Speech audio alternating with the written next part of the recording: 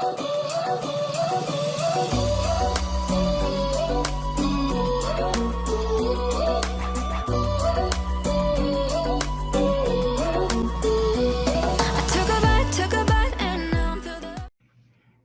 hello, hello. Welcome to the Krystal Henry Show. Welcome to my kitchen where we uncover secret recipes to success. And here I share the word and my world of paramount, positive, powerful, prolific, and profound experiences. I'm an author, a speaker, a teacher, and an evangelist who has been made to lead millions. I coach you from your what if to your what is. I've had setbacks that were meant to cause me to crumble, but instead, I became a campaigner for comebacks. Comeback from church hurt, work hurt, and betrayal. It's your time to proclaim your purpose and declare your destiny. Join me and my amazing guest on today for the Krystal Henry Show. My guest we are going to get into some deep conversation and deal with her pale experiences.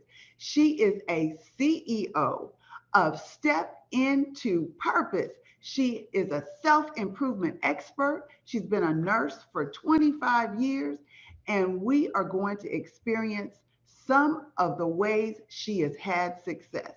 So with that being said, welcome to my amazing guest, Kim Wilson. Thank you. Welcome, everyone. Hello. I'm Kim Wilson from Columbia, South Carolina, and I am the CEO of Step Into Purpose. I am a nurse of 25 years, a self-made entrepreneur, international speaker, and a self-improvement expert. And I am so glad to be here today. So I want to tell you a little bit about the pale experience. I grew up in a household with my grandmother. Both my parents were absent. My mom was, I think, about 14 at the time, and my dad probably like in his 20s. But anyways, we grew up without the proper plumbing.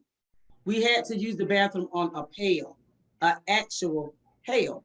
Some people call it a bucket, but with using that pail, emotional trauma occurred with inside me.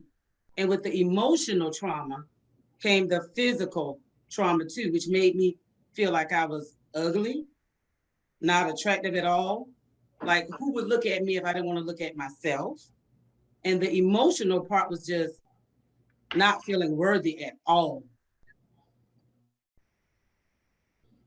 Well, thank you for that introduction. I appreciate that. When you experienced this at an early age, how old were you? I was 10 years old at the time. And what allowed me to realize that I was having these things, it started off like a stomach ache. And at first, I thought it was a stomach bug. So I went to my grandmother and told her, like, Grandma, I'm sick. And, she kind of asked what was wrong, and I explained. Took me to the doctors, and they didn't find a thing wrong. But see, I knew something was wrong because my stomach area reminded me of it every single day. And so with having this experience at the age of 10, did it affect when you went to school? Did it affect you at school? Did it affect you, and did you go to school? How did that affect you? Yes, I went to school. As far as going to school, I felt bullied a lot by other people because I felt that they could see what I was feeling. Being a child, I didn't realize they couldn't see what I was feeling. So all through high school, junior high, I just felt closed in and boxed in. But as far as like grades and everything, it didn't affect any of that. I couldn't participate in extracurricular activities because we didn't have a car. So that was the issue with that, because I wanted to be like everybody else on the band or any kind of activity at school. Understandable. Wow. So, how did you overcome this pale experience? When did you recognize that this was the very thing that caused your self esteem to be affected? I think at about age 17, I realized that's what it was, because I became a mother very early. And so with my daughter coming into my life, I said, okay, you're not going to go through the same pale experience. So I got up, I applied for nursing school, took the prerequisites, graduated in about 5 years, maybe from school. And after becoming a nurse, I said, okay, no, I cannot work for anyone else. I can't do this. So with that being said, I said, okay, entrepreneurship, here I come. The places that I work, the hospitals, the doctor's offices and stuff, trust me, they tried to hold me like this because they said I was very valuable. But I said, no, thank you. I'm more valuable to me. And I have a daughter now, and I have to show her what life can be outside of the pale. Wow. You know, when you said that you decided people want to do become an entrepreneur and they don't know how to go about it, but you said you decided, no, I cannot work for anyone else. And that's very, very powerful. Do you have other entrepreneurs in your family that you used as an example, or this was just you stepping out on faith? No, I do not have anybody else in my family that's an entrepreneur. This was just me stepping out on faith and surrounding myself with people who were like minded. So I do have a lot of nurse colleagues and stuff that are also entrepreneurs. Awesome, awesome. So, how was that transition from working for somebody to working for yourself? What were some of the challenges that you had? To me, to be honest, it was fairly easy because after growing up on that pail, I didn't think anything could be worse than that. So Okay. yeah, so everything was just smooth sailing for me. But I did run into little issues like everybody else, like hard time with getting the work, but still being consistent and persistent, knowing that everything is reachable. So I just never doubted myself at all. Excellent, excellent. Because you know, some people have a procrastination spirit. They have a block where they block themselves from moving forward. So it looks like and sounds like you jumped over every obstacle to become an entrepreneur and to step out. So tell us what you do. How did you get from this pale experience to hailing in success to six figures? Tell us how you excelled Okay. and what So you do. so like most times people will say, I went from this to this, from the pale to the nurse or whatever. But no, with me, I had a process. And that first step to that process was acknowledging that I was not where I wanted to be. And once I Okay. did that, yeah, once I did that, I was like, okay, so you already know where you don't want to be, but where is it you want to be? And once I decided I want to be my own person, my entrepreneur, teach my daughter the same skills that I had, because nobody wants to, per se, work for somebody else for the rest of their lives. I don't want Right. to be under somebody else's umbrella. And I have this little joke that I tell people sometimes, and it's like, if I'm going to be under an umbrella, it's only going to be when it's raining. Other than that, Okay. no. Okay, that's excellent. So you're not going to stand under nobody else's umbrella. I love that. That is excellent. So when you started your business and you moved from being a nurse, you had to tell everyone no. Give me like three things that you did to start your business and what is your business? What do you do? Okay, so basically, with stepping into purpose, of course, you have to go get all that stuff done with the government, get the names in place, tax ID numbers, and stuff like that. Once I got all of that stuff under one umbrella, then I just put everything else I had in place. So I'm the type of person. I'm a I think a lot before I do anything. So I already have all my steps lined up. So like I said, once I got the business in place, I started saying, okay, so how is it that you want to affect the world? How do you want the world to know that they can do what you do and probably can do Yeah, it better? So I yeah. said that first thing was to acknowledge. Okay, so you acknowledged, and then what is step into purpose? I Step need in, people to contact you. What are they okay, getting when they contact you? What when do you do? Step into Purpose is basically a company that teaches self-improvement. Once you contact me, what happens is I have this 4-state pillar that I invented. We will go step by step. I will let you tell me in each step what you think and what you feel. I would advise you on how to move through each step to get to the end which leads to self-improvement, and you're stepping into your purpose. Okay, so you have four pillars. Can you just tell us what those four pillars are? Just basically the acknowledging who you are, Mm-hmm. looking at yourself carefully, objectively, taking responsibility for your actions, your thoughts, your feelings, and setting goals. And when you set Okay. your goals, yeah, work on your goals every single day, day in, day out. And each time you're working on those goals, you're putting yourself closer to stepping into purpose.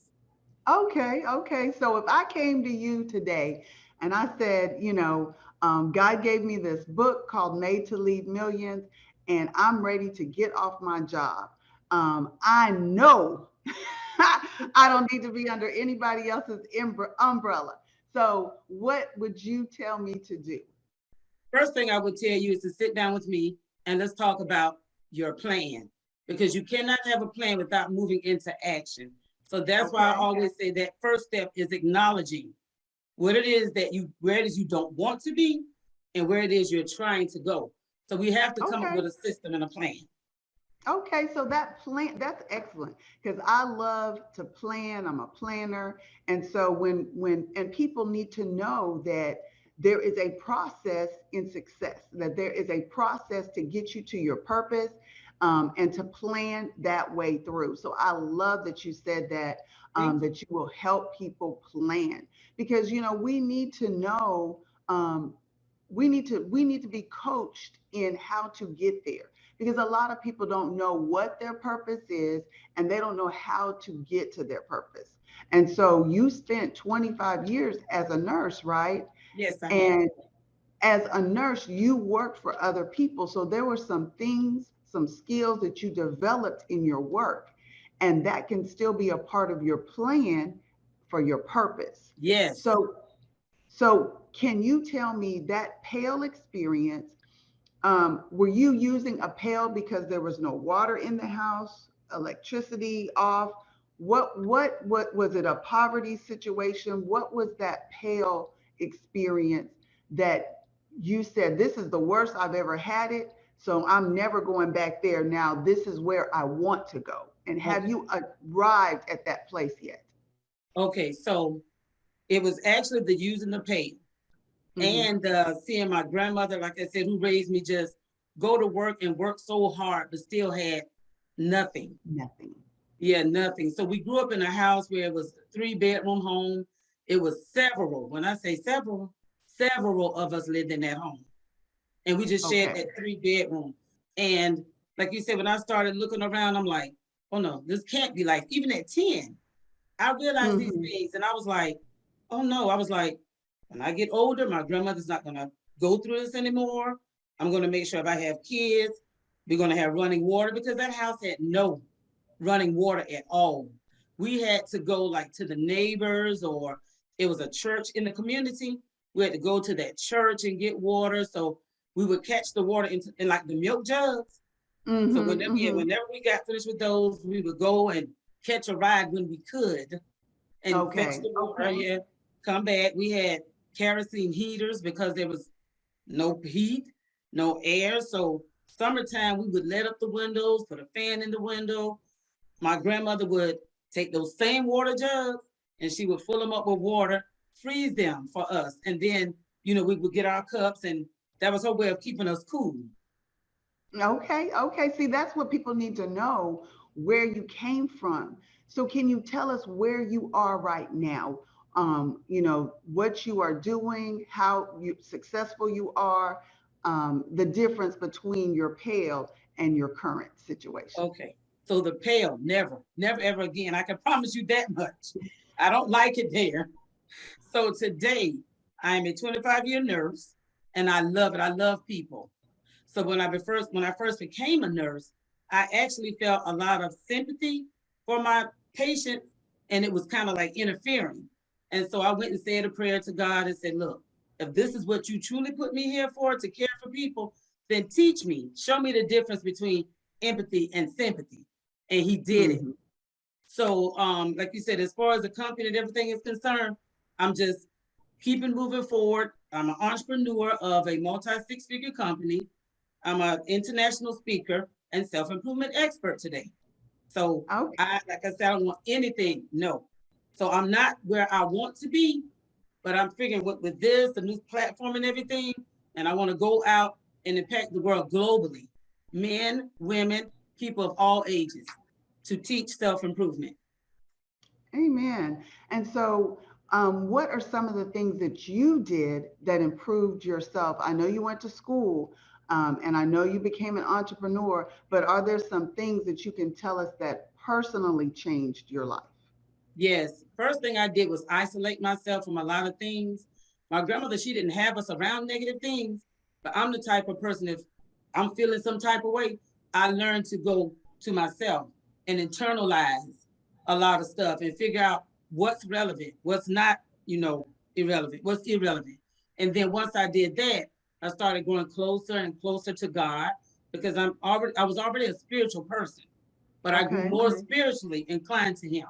And through that, I asked him to show me who I really was, not who I thought I was, but who I really was. And in doing that, I started to see a little more things about myself that I didn't really recognize that was there. But I appreciate him showing me that stuff because it made me who I am today. So going through that transition with him, and like I said, just kind of being by myself and looking at myself more internally and figuring out how many more people are out there that's like me and how can I help them to transform.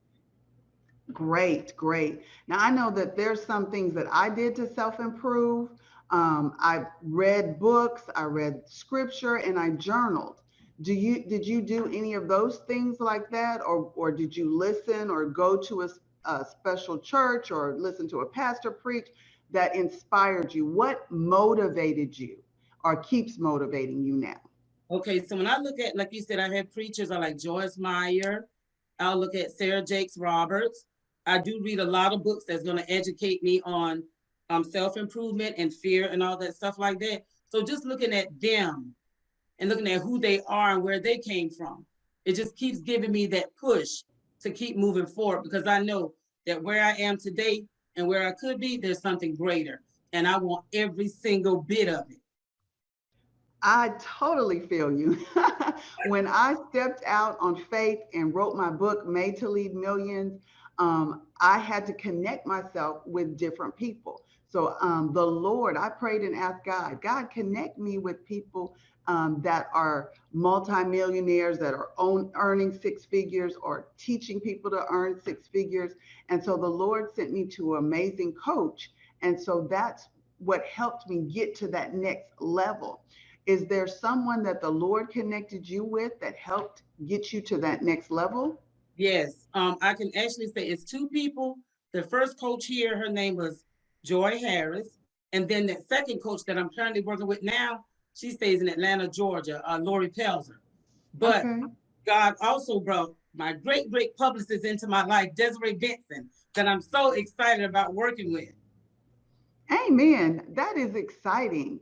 You know, we get excited about so many things, and sometimes people do not celebrate with us. So, have you had to let go of people along this journey since you've been stepping into purpose? Yes, I've had to let go of a lot of family members, a lot of them. And it's because growing up with my grandmother, for some reason, they always felt like I was her pick, but I was the first grand. And I just Mm-hmm. stuck with her. You know, she got up early in the morning, 5 o'clock. I was sleepy as a little girl, but I got up too because I wanted to learn every little thing from her. I learned how to bake. I learned how to cook. I just learned how to educate myself more. She taught me that if it was something I want to do, I had to work hard at it and stay committed. So all that committed, being committed, working hard and sticking to stuff, she put all of that right in here and I listened. Wow, that is so amazing. You know, Kim, you have such a powerful, amazing story, and we are coming to the close of our show. Can you tell people how to get in contact with you? If you have an email address, a website, how can they get in touch with you and walk and take the steps to step into their purpose? Okay, so you can reach me through my publicist, Desiree L. Benson. I also have a Facebook page that's called Step Into Purpose. If you can't find Step Into Purpose, find Kim Wilson, and that will lead you to Step Into Purpose. And I have one advice for you guys: always, always know that you are capable. You can and you will, but you just have to do whatever it needs to do. Take the necessary steps. And I promise you, through each and every step, you will self-improve and you will step into purpose. Well, thank you so much.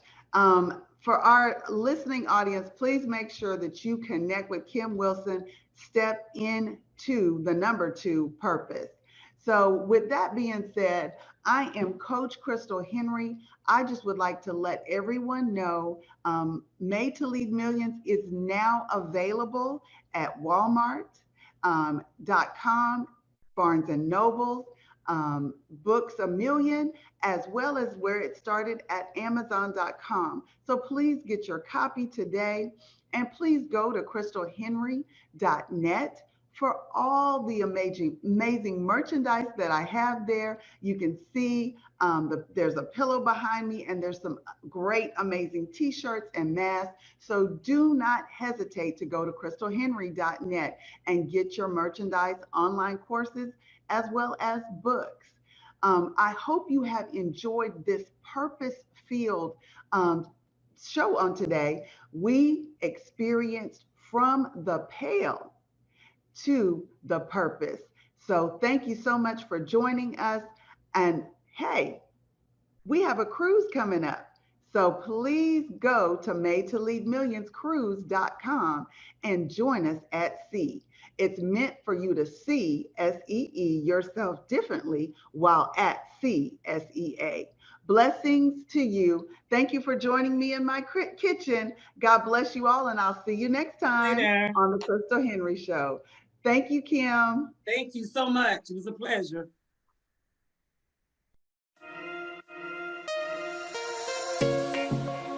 Shall be my shield and defense. Jesus be my shield and defense. Shield and defense. I've made my dwelling place here under the Almighty. For God is my refuge and my fortress. I've made my dwelling place right here under the Almighty. For God is my refuge and my fortress. He will deliver me from every calamity, and in spite of catastrophe, He comforts in tragedy. So I don't care what they might try. Pestilence dark like the night sky. Bullets and arrows that might fly, threatening thousands at my side. But they shall not come nigh to me. Holy Spirit outside and inside of me. Sheltered up in the most high of me. Cause my residence is the Father. I've made my dwelling place here under the Almighty. For God is my refuge and my fortress. I've made my dwelling place here under the Almighty. For God is my refuge and my fortress. So I will say like Jacob, oh awesome is this place. This is the Lord's house, and there's nothing that could come against His gates. So draw your weapons, but you won't be able to defeat His saints. Cause we hidden in the secret place, wrapped up in because we seek His face. So they shall not come nigh to me. Holy Spirit outside and inside of me. Oh, sheltered up in the most high of me. Cause my residence is the Father. Residence is the Father. Cause my residence is the Father. Residence is the Father. My residence is the Father. I've made my dwelling place here under the Almighty. For God is my refuge and my refuge, yes. I've made my dwelling place here under the Almighty. Under the Almighty. Under the Almighty. Under the Almighty. Under the Almighty. I've made my dwelling place here under the Almighty. For God is my refuge.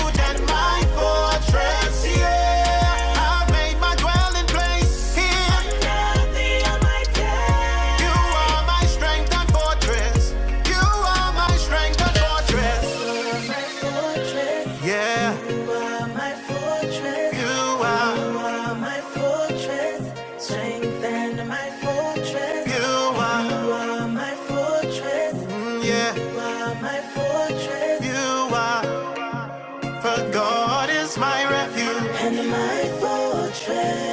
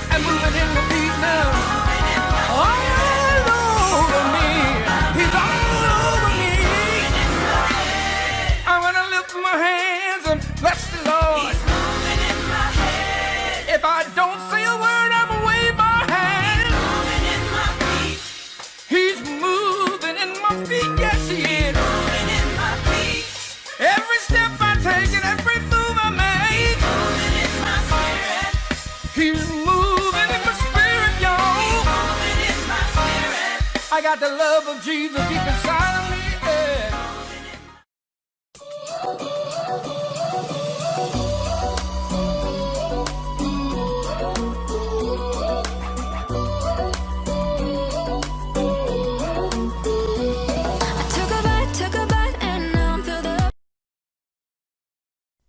Hey family, shout out to Jerry Royce Live and Positive Power 21.